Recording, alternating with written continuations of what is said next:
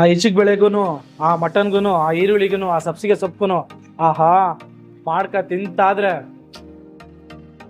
ಎಲ್ಲಿ ನೋಡ್ಕೊಂಡು ಮಾಡ್ದೆ ಅಂತ ಗಂಡ ಕೇಳ್ಬೇಕು ಹೇಳ್ತೀನಿ. ಆ ತರ ಇರುತ್ತೆ ಇದು. ತಿಂತಾರೆ ತಿನ್ಬೇಕು, ಇನ್ನೊಂದು ತಿನ್ಬೇಕು ಅನ್ಬೇಕು.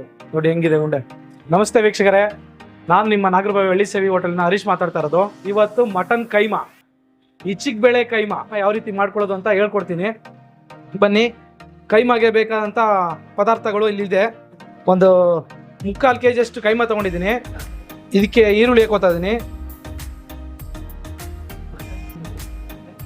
1-2 ರೆಡಿಯಷ್ಟು ಈರುಳ್ಳಿ. ಇದು ಸಬ್ಸಿಗೆ ತುಂಬ ಟೇಸ್ಟಿ ಬರುತ್ತೆ. ಸಬ್ಸಿಗೆ ಹಾಕೊಳ್ಳೋಣ. ಒಂದಿಷ್ಟು ಕೊತ್ತಂಬರಿ ಮತ್ತು ಪುದೀನ 2 ಮಿಕ್ಸ್ ಇದೆ. ಇದೊಂದು ಸ್ವಲ್ಪ ಹಾಕೋತಾ ಇದ್ದೀನಿ. ಇದು ಗರಂ ಮಸಾಲ ಇಷ್ಟು ಹಾಕೋತಾ ಇದ್ದೀನಿ.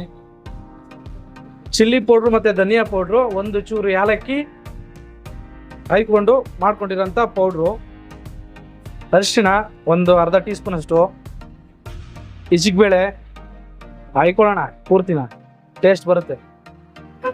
1-2 ಸ್ಪೂನ್ ಅಷ್ಟು ಶುಂಠಿ ಬೆಳ್ಳುಳ್ಳಿ ಪೇಸ್ಟು, ಮತ್ತು ಒಂದು ಮೊಟ್ಟೆ, ರುಚಿಗೆ ತಕ್ಕಷ್ಟು ಉಪ್ಪು ಹಾಕೊಳ್ಳೋಣ.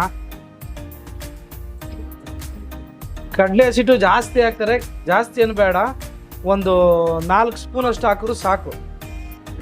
ಸೊ ಇದನ್ನು ಚೆನ್ನಾಗಿ ಮಿಕ್ಸ್ ಮಾಡಿಕೊಂಡು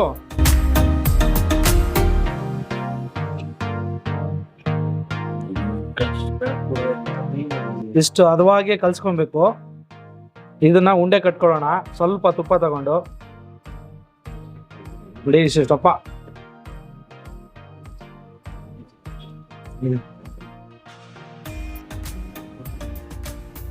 ಕೈಮಾ ಕಡಲೆ ಸಿಟ್ಟು ಹೆವಿ ಹಾಕ್ಬೇಕು ಅಂತಾರೆ.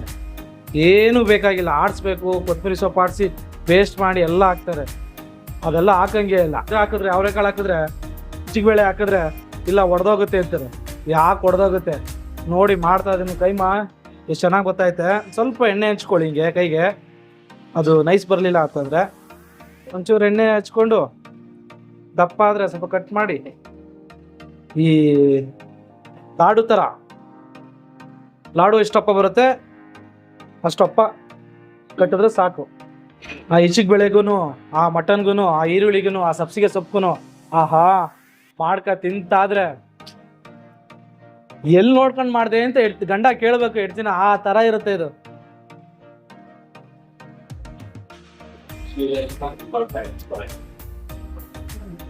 ಉಂಡೆ ರೆಡಿಯಾಗಿದೆ.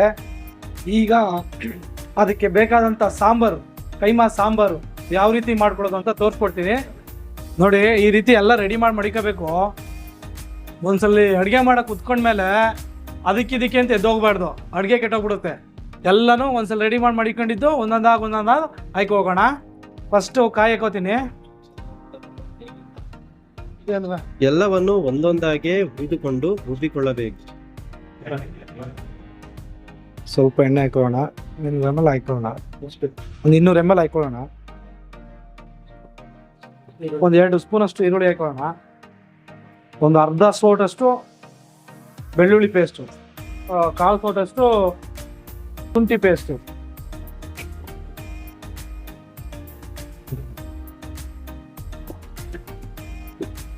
ಇದು ಬಂದು ಧನಿಯಾ, ಬ್ಯಾಡ್ಗೆ ಮತ್ತು ಗುಂಟೂರು, ಈ 3 ಕೂಡ ಪೌಡ್ರ್ ಮಾಡಿ ಒಣಗಿಸಿ ಪೌಡ್ರ್ ಮಾಡಿ ಮಾಡಿಕೊಂಡಿರ್ತೀವಿ. ಸೊ ಇದನ್ನು ಹಾಕ್ಕೋತೀವಿ. 1 ಸೋಟಷ್ಟು ಹಾಕ್ಕೊಂಡ್ರೆ ಸಾಕು.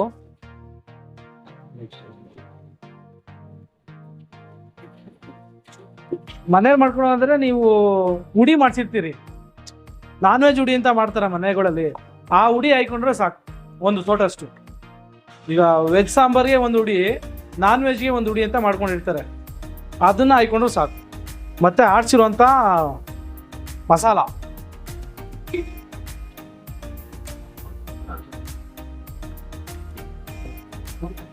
ನಿಮಗೆ ನೀರು ಬಂದು ನಿಮ್ಗೆ ಥಿಕ್ನೆಸ್ ನೋಡ್ಕೊಂಡು ಹಾಕೊಳ್ಳಿ.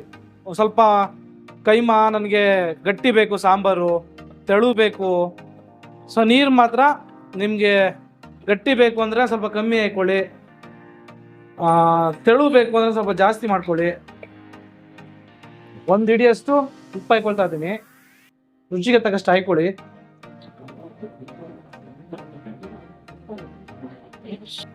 ಮಸಾಲೆ ಬೆಂದಿದೆ, ಕೈಮಾ ಬಿಡೋಣ. ಉರಿ ಕಮ್ಮಿ ಮಾಡ್ಕೊಳ್ಳಿ ಸ್ವಲ್ಪ. ಸೊ ಜಾಸ್ತಿ ಉರಿ ಇರಬಾರ್ದು, ಮೀಡಿಯಮ್ ಉರಿ ಕೊಡ್ಕೊಂಡು ಕೈಮಾ ಬಿಡಿ. ನೋಡಿ, ಒಂದು ಕೂಡ ಹೊಡೆಯಲ್ಲ.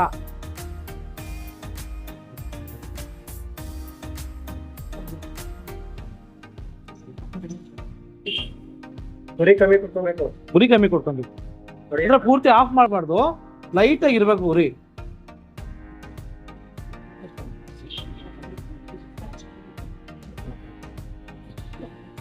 ಸಣ್ಣ ಉರಿಲೇ ಬೇಯಬೇಕು, ಅಂದ್ರೆ ಜಾಸ್ತಿ ಉರಿ ಕೊಡಬಾರ್ದು.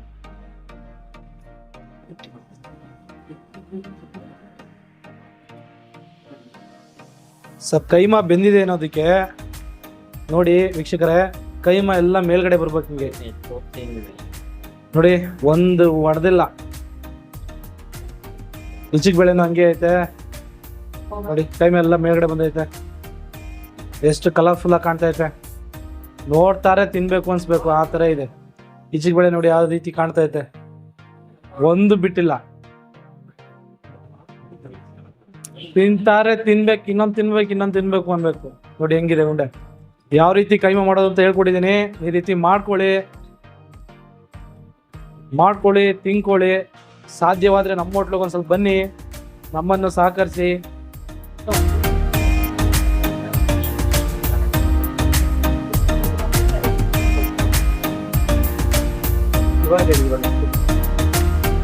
ಸರ್ ಕೈಮಾ ನೋಡಿ ಸರ್, ಒಂದು ಪೀಸು ಒಂದು ಕೈಮಾನು ಹೊಡೆದಿಲ್ಲ. ಈ ರೀತಿ ಮಾಡ್ಬೋದು ಕೈಮಾ. ಕಡಲೆ ಹಸಿಟ್ಟು ಜಾಸ್ತಿ ಹಾಕಿಲ್ಲ. ಈಚಿಗೆ ಬೇಳೆ ನೋಡಿ ಯಾವ ರೀತಿ ಎಂಟ್ಕೊಂಡೈತೆ ಮಟನ್ಗೆ.